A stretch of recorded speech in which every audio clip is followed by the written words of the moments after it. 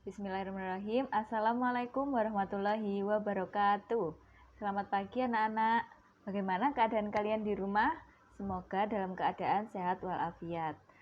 Nah, sebelum memulai pembelajaran pada pagi hari ini, alangkah baiknya kita berdoa terlebih dahulu menurut agama dan kepercayaan kita masing-masing. Berdoa dipersilahkan. Berdoa selesai. Nah, alhamdulillah kita dipertemukan kembali pada pertemuan hari ini. Pada pertemuan hari ini kita tetap membahas tentang bab kalor dan perpindahannya. Cuma yang minggu kemarin kan kita membahas tentang pengertian kalor pada perubahan suhu benda dan kalor pada perubahan wujud benda. Nah, kalau sekarang kita belajar tentang perpindahan kalor dan latihan soal mengenai kalor ya. Kompetensi intinya kalian bisa membaca sendiri ya. Kompetensi dasar juga. Terus selanjutnya tujuan pembelajaran kita pada pagi hari ini yaitu Ibu harap kalian dapat menjelaskan dan membedakan macam-macam perpindahan kalor. Nah, kalian kan pasti udah tahu ya pengertian dari kalor itu apa. Kalor itu energi panas yang berpindah dari benda yang bersuhu lebih tinggi ke benda yang bersuhu lebih rendah. Nah, kalor ini memiliki perpindahan yaitu melalui 3 cara. Yang pertama yaitu konduksi, kedua konveksi, dan ketiga radiasi. Nah, yang pertama ini ada konduksi. Apa sih konduksi itu? Konduksi merupakan perpindahan panas melalui zat perantara, namun zat perantaranya tidak ikut berpindah. Nah, konduksi ini terjadi pada benda-benda padat saja. Mekanisme dari perpindahan kalor secara konduksi yaitu contohnya Ibu ambil dari tadi pada gambar itu ada setrika. Kalian pasti di rumah pernah menyetrika kan? Nah, ketika kita menyetrika, setrika yang panas bersentuhan dengan kain yang disetrika. Kalor berpindah dari setrika ke kain. Perpindahan kalor ini disebut dengan konduksi. Seperti itu. Nah, benda yang jenisnya berbeda memiliki kemampuan menghantarkan listrik secara konduksi atau konduktivitas yang berbeda pula. Bahan yang mampu menghantarkan panas dengan baik disebut dengan konduktor, dan bahan yang menghantarkan panas tidak baik disebut dengan isolator. Berbagai peralatan rumah tangga yang memanfaatkan sifat konduktivitas bahan, contohnya konduktor, kemampuan menghantarkan kalor secara baik. Nah, mulai dari timbal, baja, aluminium, emas, tembaga, dan perak. Nah, contoh yang isolator, kemampuan menghantarkan kalor semakin buruk dari air, bata, kayu, styrofoam, udara, dan hampa. Contoh penerapannya ini, kalian pasti pernah menggunakan alat ini ya. Ini namanya panci. Nah, panci ini bagian yang bersentuhan dengan api menggunakan konduktor yang baik, sedangkan bagian pegangannya menggunakan isolator yang baik. Pada slide sebelumnya kan tadi kayu termasuk isolator atau benda yang menghantarkan kalornya itu secara buruk ya. Kalau aluminium dia termasuk konduktor karena dia bisa menghantarkan panas secara baik. Selanjutnya, perpindahan kalor secara konveksi. Apa sih konveksi itu? Konveksi adalah perpindahan kalor yang memerlukan zat perantara dan zat perantara tersebut akan ikut berpindah. Nah, konveksi ini biasa terjadi pada zat cair dan gas. Kita ambil, contohnya pasti kalian pernah merebus air ya, seperti yang sudah Ibu jelaskan kemarin pada pertemuan kemarin. Ketika kita merebus air, Saat air bagian bawah mendapatkan kalor dari pemanas, partikel air memuai sehingga menjadi lebih ringan dan bergerak naik dan digantikan dengan partikel air dingin dari bagian atas.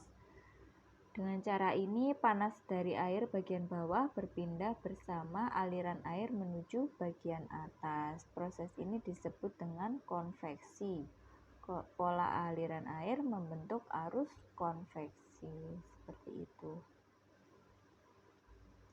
Nah, ada contoh lain. Ini, ketika siang hari di laut, daratan lebih cepat panas daripada lautan karena kalor jenisnya kecil. Udara di atas daratan ikut panas dan bergerak naik, digantikan oleh udara dari lautan. Dengan demikian terjadinya angin laut. Ketika malam hari pun ada proses perpindahan kalornya. Daratan lebih cepat mendingin daripada lautan. Udara di atas lautan lebih hangat dan bergerak naik, digantikan oleh udara dari daratan. Dengan demikian terjadilah angin darat. Nah, konveksi ini dimanfaatkan pada berbagai peralatan. Contohnya seperti nih, di rumah kalian pasti ada yang namanya oven, hair dryer, magic comb, pemanggang roti. Nah, itu elemen pemanas dari benda-benda listrik tersebut biasanya terletak di bagian bawah. Saat difungsikan, udara bagian bawah akan menjadi lebih panas dan bergerak naik. Sedangkan udara bagian atas yang lebih dingin akan bergerak turun. Pada peralatan tertentu seperti pengering rambut atau hair dryer ini, aliran konveksi dibantu atau dipaksa dengan menggunakan kipas.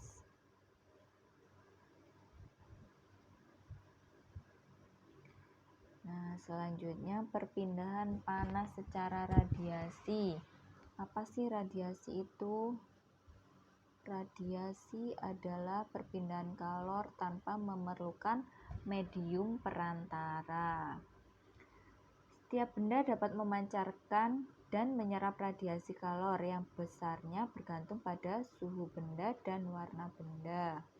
Makin panas benda dibandingkan dengan panas lingkungan sekitar, makin besar pula kalor yang diradiasikan ke lingkungannya. Dan termasuk makin luas permukaan benda panas, makin besar pula kalor yang diradiasikan ke lingkungannya. Nah, ini juga ada, jika suhu lebih dingin dan daripada suhu lingkungan, maka benda itu akan menyerap radiasi kalor dari lingkungan. Makin rendah suhu benda, makin besar pula kalor yang diterima dari lingkungannya. Dengan demikian, makin luas permukaan benda dingin, makin besar pula kalor yang diterima dari lingkungannya. Dan semakin gelap benda yang terasa panas, makin besar pula kalor yang diradiasikan ke lingkungannya. Makin gelap benda yang terasa dingin, makin besar pula kalor yang diterima dari lingkungannya. Peristiwa radiasi juga dimanfaatkan oleh hewan seperti buaya. Nah, buaya ini untuk menghangatkan tubuhnya. Hewan berdarah dingin seperti buaya ini memanfaatkan radiasi panas matahari. Nah, kalor dari matahari diserap oleh buaya dengan cara membuka mulutnya, sehingga suhu tubuhnya naik dan buaya dapat beraktivitas dengan mudah. Nah, kita pada contoh soal. Contoh soal, 2 liter air dipanaskan dari suhu 25 derajat Celcius sampai 95 derajat Celcius. Berapa kalori yang diserap air? Dengan diketahui C air atau kalor jenis air sebesar 4200 Joule per kilogram derajat Celcius. Nah, diketahui dulu ya. Udah diketahui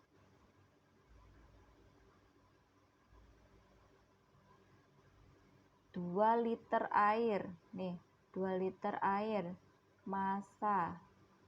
Nah, untuk selanjutnya dipanaskan dari suhu 25 derajat Celcius T1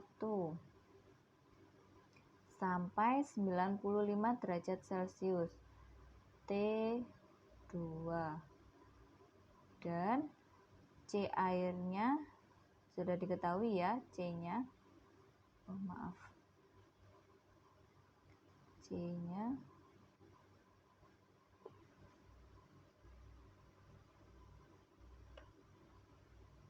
C kecil, kalor jenis air. Dia udah diketahui 4200 Joule per kilogram derajat Celcius. Nah, yang ditanyakan adalah berapa kalor yang diserap? Yang ditanyakan adalah Q atau kalor. Nah, sudah diketahui ya. Kalor jenis air 4200 Joule per kilogram derajat Celcius. Massa air kan yang diketahui 2 liter ya. 2 liter ini sama dengan 2 kilogram. Nah, T2-nya diketahui 95 derajat Celcius dan T1-nya 25 derajat Celcius. Ditanya Q atau kalor. Jawab. Rumus dari kalor kan M dikali C kali delta T.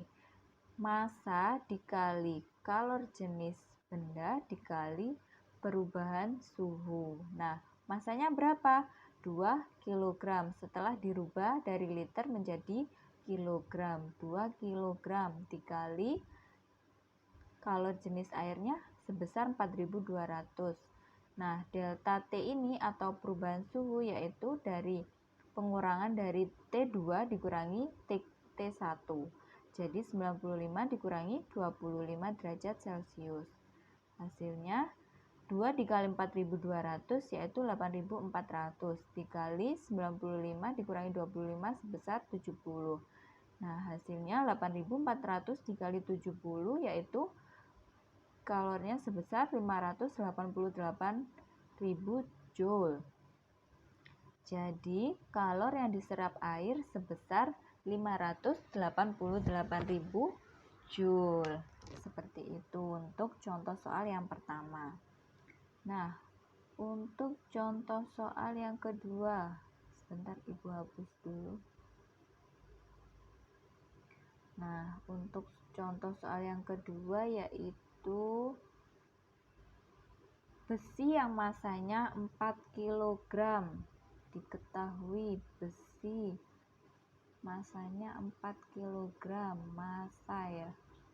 M, massa 4 kg, suhunya 20 derajat Celcius T1. Yang diketahui hanya 1 ya suhunya. Lalu dipanaskan dengan kalor sebesar 92 kJ. Q-nya sudah diketahui yaitu 92 kJ. Lalu apabila kalor jenis besi sebesar 460 Joule per kilogram derajat Celcius, maka ini kalor jenisnya sudah diketahui ya, 460 Joule. Maka suhu besi setelah dipanaskan adalah, nah yang dicarikan suhu yang kedua. Yang diketahui tadi hanya yang T1. Nah, ini yang diketahui, yang ditanya yaitu T2. Nah, kita tulis dulu diketahuinya massa 4 kg, T1 20 derajat Celcius, Q-nya kalornya sebesar 92 kJ, sedangkan kalor itu sendiri seharusnya satuannya yaitu Joule. Jadi kilojoule ke Joule dikali 1000. Jadi 92 dikali 1000 sama dengan 92.000 Joule. Nah, untuk selanjutnya yang diketahui yaitu kalor jenis dari besi sebesar 460 Joule per kilogram derajat Celcius. Nah, yang ditanyakan T2. Jawab. Nah, seperti ini. Kan rumus dari kalor itu sendiri massa dikali kalor jenis dikali perubahan suhu. Kalornya tadi udah diketahui ya, udah dirubah dari kilojoule ke joule sebesar 92.000 sama dengan 4 dikali 460 dikali tetap delta T, karena biar kalian mudah, nanti kan masih dicari tuh yang T2, nanti kita menyelesaikan terlebih dahulu dari persamaan ini. Jadi 92.000 sama dengan 4 dikali 460 sama dengan 1840 dikali tetap delta T ya. Nah, lalu dia memakai perpindahan matematika. Jadi ini perkalian berpindah ke sini menjadi pembagian. Jadi 92.000 dibagi 1840 yaitu delta T-nya sebesar 50. Nah, delta T itu sendiri rumusnya kan T2 dikurangi T1. Nah, delta T sendiri udah diketahui, udah ditemukan tuh 50 ya besarnya. Nah, sedangkan delta T rumusnya T2 dikurangi T1 sama dengan 50. T2-nya kita cari dikurangi tadi T1-nya 20 derajat Celcius sama dengan 50. Dia berpindah ruas untuk mencari T2-nya. T2 sama dengan 50 ditambah 20. Jadi T2-nya ditemukan sebesar 70 derajat Celcius.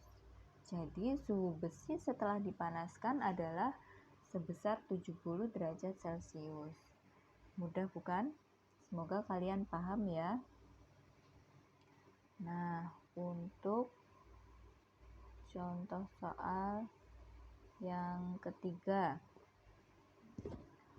Ketiga soalnya yaitu air bermassa 100 gram berada pada suhu 20 derajat Celcius dipanasi hingga suhu 80 derajat Celcius. Jika kalor jenis air adalah 1 kalor per gram derajat Celcius, tentukan jumlah kalor yang diperlukan. Nyatakan dalam satuan kalori. Nah, ini mudah ya. Ini udah satuannya diminta kalori, sedangkan kalori jenisnya juga dalam bentuk kalori, 1 kalori. Masanya juga sama, udah gram dengan gram. Dimintanya juga nanti kalori juga udah sama, jadi tinggal memasukkan ke dalam rumus ya. Udah diketahui masanya 100 gram. Berada pada suhu 20 derajat Celcius. T1 dipanasi hingga suhu 80 derajat Celcius.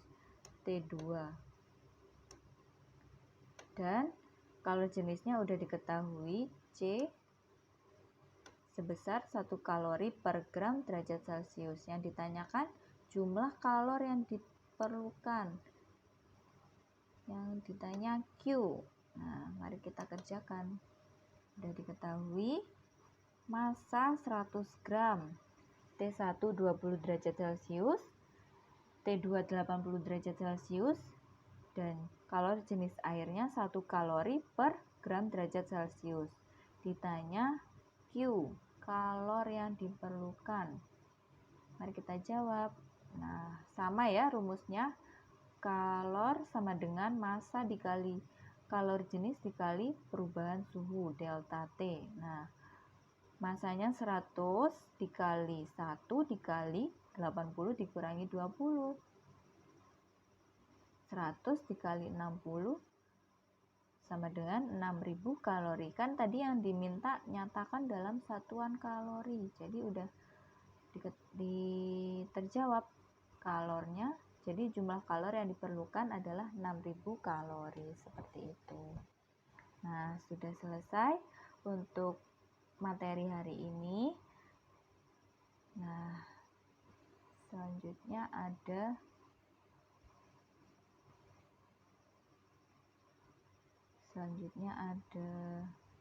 tugas untuk kalian.